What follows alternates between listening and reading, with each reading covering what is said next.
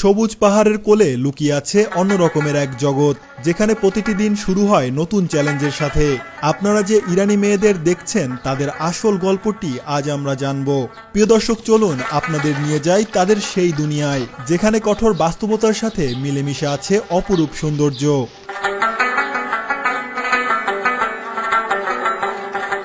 সকালবেলা ঘুম থেকে উঠে তাদের বিছানা নিজেদেরই গুছিয়ে রাখতে হয়। এরপরে হাঁস মুরগির জন্য ট্যাপ থেকে একটি পাত্রে পানি নিয়ে তা মুরগিদের খাবার জন্য দিয়ে দেয়। এখন সকালের নাস্তার জন্য মুরগির লেগ পিস দিয়ে একটি বিশেষ আইটেম তৈরি করা হবে। এর জন্য এগুলো খুব ভালো করে পরিষ্কার করে নিচ্ছে। দেখুন কিভাবে এই ইরানি মেয়েটি অত্যন্ত যত্ন এবং দক্ষতার সাথে ঘরের জানালার কাজ পরিষ্কার করছে, যা তাদের দৈনন্দিন জীবনের কঠোর পরিশ্রমের একটি অংশ। এরপরে রান্না করার জন্য কিছু লাকড়ি এবং গাছের ডালপালা সংগ্রহ করে নিচ্ছে।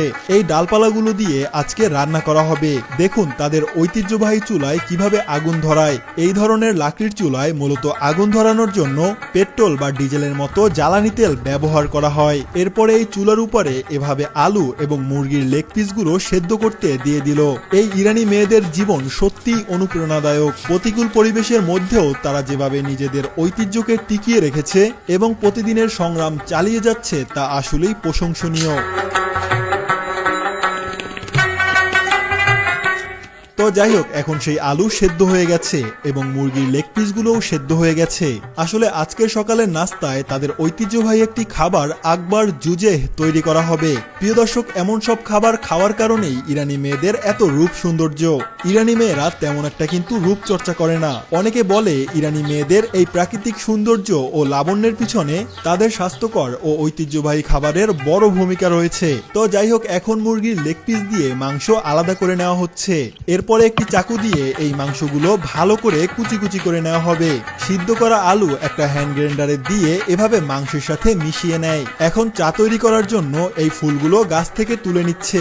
এই ফুলটাকে ইরানিরা বাউজাগান ফুল নামে ডাকে।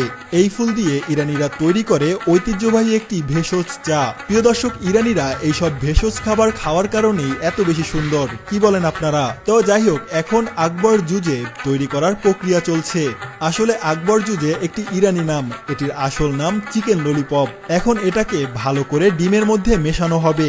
এরপরে এই চিকেন ললিপপটাকে ব্রেড ক্রাফটসের সাথে ভালো করে মিশিয়ে নেওয়া হচ্ছে। ইরানি মেয়েদের জীবন তারা পুরোটাই প্রকৃতির সাথে মিলেমিশে কাটায়। তারা ঋতু পরিবর্তনের সাথে সাথে বিভিন্ন জায়গায় ঘুরে আর পশুপালনের মাধ্যমেই তাদের দিন অতিবাহিত হয়। তো যাই হোক, এখন গরম পানির ভিতরে সেই ফুলগুলো দিয়ে দেওয়া হলো। এরপরে এখন তারা একসাথে বসে চা খাচ্ছে এবং প্রকৃতি উপভোগ করছে। একদম ফ্রিতে 20 টাকা হলেই উইথড্র, সেটা আবার বিকাশ বা নগদে ইনস্ট্যান্ট নিতে পারবেন। গুগলে গিয়ে কাজ ক্লিক লিখে সার্চ দিলেই ওয়েবসাইট পেয়ে যাবেন। আর ইউটিউবে ছোট ছোট কাজ করে ইনকাম করুন প্রতিদিন 200 থেকে 300 টাকা। প্রিয় দর্শক, ইরানি এই মানুষরা তাদের নিজস্ব ঐতিহ্যবাহী পোশাক পরে এবং নিজেদের তৈরি করা খাবার এবং হস্তশিল্পের উপরে নির্ভর করে জীবনযাপন করে। তারা বাড়িতেই সুস্বাদু রুটি ও অন্যান্য খাদ্য সামগ্রী তৈরি করে। তো যাই হোক, এখন চিকেন ললিপপ রান্না করার জন্য কিছু লাকড়ি দিয়ে একটি বনফায়ারের মতো আগুন জ্বালিয়ে নেওয়া হচ্ছে। এই আগুনে আজকে রান্না করা হবে ইরানের ঐতিহ্যবাহী খাবার আকবর জুজেহ। দেখুন কিভাবে গরম তেলের ভিতরে এই চিকেন ললিপপ গুলোকে ছেড়ে দেয়। মধ্যপ্রাচ্যের ইরান সহ এইসব দেশের বেশিরভাগ মানুষ একটু তেল জাতীয় খাবার অতিরিক্ত খায়, এতে তাদের তেমন একটা ক্ষতি হয় না। তো যাই হোক, এখন কিছু সালাদ কেটে নেওয়া হচ্ছে। প্রিয় দর্শক, দেখুন তারা কিভাবে সকালের নাস্তা খায়। হলুদ মিউনিসের মধ্যে চিকেন ললিপপ ডুবিয়ে এভাবে সবগুলো খাবার তারা দুইজন মিলে একসাথে খেয়ে নিবে।